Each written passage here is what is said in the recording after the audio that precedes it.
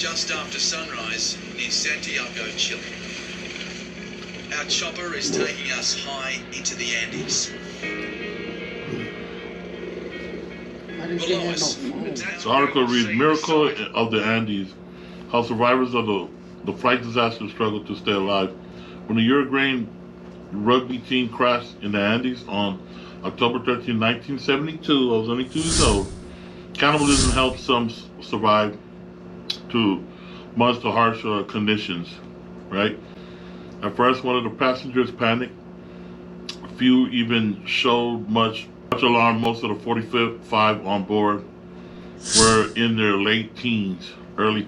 One of the players had a mom and a sister in there, and they both died. The mom and sister died. So crazy about this, right? When his mom and his sister died, before the avalanche, because I watched this whole thing. Yeah. Before the avalanche hit, they told him, look, let's go out, stack them up to make a wall to close all that wind coming in. Right? That's the interview. Oh. The plane broke in half when it went down. Part of where it broke at, the other people dead on the other side of the hill. Yeah. But that part, this is where the story started. Because these people made it. Yeah. But there was an avalanche that killed a little bit more. So he told one of the guys that the mom and the daughter, and the sister died. He said, look, let's go outside so we don't have to think about eating mom and your sister. Yeah. Let's start with the pilot because I'm getting ready to go eat. They went outside. They started with the pilot. They started cutting away, started eating. And they looked at him and he was like, some pretty friends. He said, don't even think about it, just swallow it. Hey, dude is a hell of a motivator right there. Yeah. And the carcass of the dead body, just ribs showing, like you see cows in the desert, like that. So were they cooking them? No, you can't cook them. What? They couldn't make no fire. Yeah, I don't know. I was just trying. Yeah. Oh yeah. So they just cut it up. They hung it on the fuselage on the roof of the plane, and that's how they dry the meat out before they eat it. Imagine that though. Show that. like who? We all would say, damn, I wouldn't do that. Okay, if you was put in that position, right, for 3 months, almost 4 months, or whenever you would be, you're going to be discovered. Yeah, that's a lifetime. Yeah. Yeah. You're going to look at each other. You're going to be like, look, let's eat this motherfucker. Say, I am going to eat them because this to be cool, to sound cool, but that's some nasty shit. Yeah. But if you put in that predicament right there, I think I would have ate it too. And so they picked the strongest one that never got hit. Hell. Yeah, it was 2 of them. They left. That's the guys they interviewed. The 2 that they interviewed. His friends, inadvertently, had saved his life. After the crash, believing he died, they placed his body with the other dead near the entrance of the fuselage. Nando's head lay in the snow where the freezing temperature stopped his brain swelling and kept him alive. When he came to, his first thoughts were for his mum and sister. Oh, wow. So he asked about my family, and they were very blunt to me. Very tenderly blunt, Nando, your mother is dead. Panchito is dead. And I said, where is Susie? And she said, she's badly. Bro, the whole dome was gone. Yeah. But because it snowed, saved Well, when they hit, he had suffered a concussion, right? He had a 3-day coma. He suffered a 3-day coma, but because they stacked, remember I told you, they stacked all the bodies towards the snow to block all that shit in, that helped stop freeze the swelling of the brain, and which they saved him, didn't even know. Yeah. So that's what happened, and that's what you're hearing right now. He came through and said, where's my mom and my sister at? They're dead. They never made it. So now he about to tell the part where, let's go outside because I don't want you to think about eating moms and your sister. Quick. Man, that fool a monster. That's crazy. And she's laying on the floor. Yep. I stayed with her. For a few hours until she died. Damn, she was still suffering. Yep. Amongst the wreckage, the survivors found a camera and a radio. On day 10, while listening to it, they heard the search had been called off. So it was a very And then was watching the planes go over. That's the two right there that went for help. They said, man, somebody healthy got to go. Yeah. Because if you don't go, you're going to die there. Yeah. So they're going for help. They're not even experiencing climbing. They're cold as fuck. They don't even have the proper clothes. The world is alive and they consider you dead.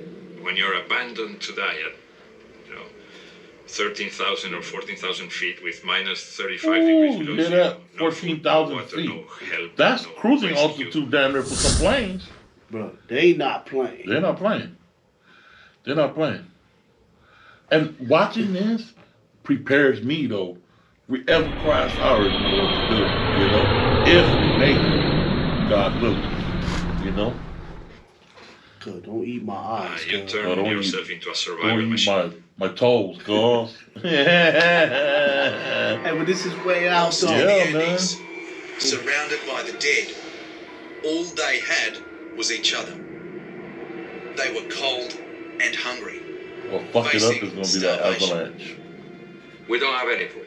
You had no food. You had No you food. had little pieces of chocolate, but Yeah, that ran out. but nothing. That's That's nothing. nothing. Well, not quite nothing. Who was the first to raise the idea? I remember clearly being with Carlitos and trying to sleep at night. And I said, Carlitos, what are you thinking? I say to Nando, Nando, nothing is left in the little the chocolates. And Nando told me, Carlitos, I'm going to eat the pilot. That it's logic to say that because Nando loses his mother and his sister after. So, as I used to say, consciently or unconsciously, he say the responsible of the whole thing is the pilot. So, What are we going to do? We have to eat. And the only proteins are the dead bodies of the people that were in this plane. I said, everybody's thinking the same thing. Bruh, this is a scary goddamn movie. It passed by. It's a Halloween trip right here. Dude. Mind you now, it's been the second and third month. They didn't get rescued until 3.5 months later. So if they didn't go for help, they would have been dead. They all would have been dead eating each other. Yep. Yep. This fool survived the coma. Came about the coma. Mm-hmm. Now this fool said everybody thinking about eating. Everybody's thinking about it. Because he knew he was thinking about it too. Well, this is a hell of a trick or treat right here. Unable to light a fire to cook with, it would be raw flesh. Your mouth doesn't want to open because you don't want to swallow a piece of a dead person. And then I thought of my mother that she told me if one of my sons dies, I couldn't make it in life. I would die myself. So I said, if for not giving up, I have to eat this piece, I just swallow it. And nothing happened. I just want to ask one thing though. That first bite. The first bite for me, it's like your first sexual relation. Yeah. You have lots of expectations, lots of things going to happen, and then after it happens, it's over. Life goes on. And the taste. The taste is like, My man said Like the expectation of this is like This motherfucker crazy. You would think that because there's bodies and shit. Oh shit! He compared that shit to some sex.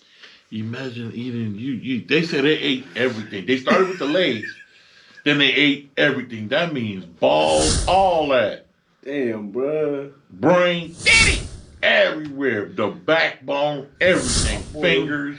My boy went to the turkey tail. My boy went to the old man. That Hey, shit you gotta crazy, survive, bro. dog. You gotta That shit survive, was you know. Hey, Telling look, you, man, dude. Lord, I want to go through any of this, man, but let's get back to this for our Halloween. Hey, courage and the cannibalism. Hey, boy, they say the Samoans went through this joint Yeah, right here. the ones with the cannibals and shit, for real. Yeah, the Mexican would have looked at us. Well, you Samoan, right? Ain't you cannibal? Motherfucker, reactivate your cannibal. Reactivate? Motherfucker, that was back in the day, right? raw meat from cow or whatever. The living now dined on Bones the all dead. right there. They ate But the everything. mountain wasn't finished with them yet. 18th On the 18th day. day, an avalanche hit. That's what fucked them up. The avalanche went straight into the fuselage, bury everybody. When the avalanche hits the fuselage, it goes inside and it buries 27 of the guys over there. And now they automatically dead. It was so fast, it's like a lightning hitting you. And I tried with all my strength. I couldn't move. And I said, Roberto, you had it. You are going to die. That's it. A very nice sensation of heat between my This legs nigga because said I was compared peeing to on sex. myself and saying, that's it. I was dying. I didn't have maybe 5-10 seconds of life in me. Somebody scratched my face and I could breathe. And then Roy Harley took the snow off my face because I had time to put my hands out. Only my hands were out. When the avalanche came, they were stuck up in there, right? Dude said, I couldn't move. He said, they brushed the thing on my face. I could just imagine what went through his head. You ain't finna eat me. Yeah. Yeah. Hey, let me. And I could breathe again and I was back again. Hey, these cats right here. I mean, when you have a strong will to live, bro, you will survive by all means. You are eating cats, dogs, snakes, anything that's in the mountain. Hey, bro, but my whole thing. Side squash. Hey, look, my whole thing is, you ain't finna eat me. Yeah. Yeah. Hey, let me tell you something. If you ever crash like that, I hope I die. Because I don't want to go through that shit. Y'all can eat my body. Y'all can eat me out and shit. Eat me. Oh, damn, Jizzle. Damn, not that part. Oh, damn. I need that part for the afterlife. Damn. Press play, man. Hey, man, this guy, man, this is crazy. What is Shit. worse than a horror movie, man? So these guys who This started shit this is chain crazy, reaction, dude. they saved 19 guys. Now it's down to 19 19 dudes. guys in 3-4 minutes. Damn. Damn, that shit. As the weeks passed and more died, they realised they would have to pick the strongest to take on the near impossible task of crossing the Andes for help. How did you decide who went?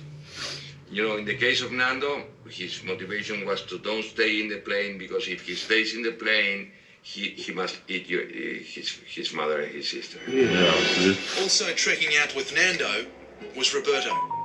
And had you known how tough that journey would be? And they're running out of bodies to eat. Yes. Because nothing is tougher than to die sitting there. Damn, bro. That's It's been 2 60 months now. days, bro. Yep. He told the dude, man, whatever you do, don't go in the plane. Mm-hmm. He said, you go up in the plane, boy, you're capable of eating your mama and You're your looking at your mom and your sister. Plus, they running out of bodies. Remember, when they had the avalanche, it buried most of them. Yeah. 2 months after the crash, they left, heading west. They had no mountain climbing experience, no equipment, and their only food, human remains carried in football socks. It took us 3 days to climb the That's how they gonna find And the out. worst part was Trip. the last part of the third day, when I reached the summit of the mountain. And I thought I was going to look into a green valley with roads. And then I realized I was in the middle of the Andes range.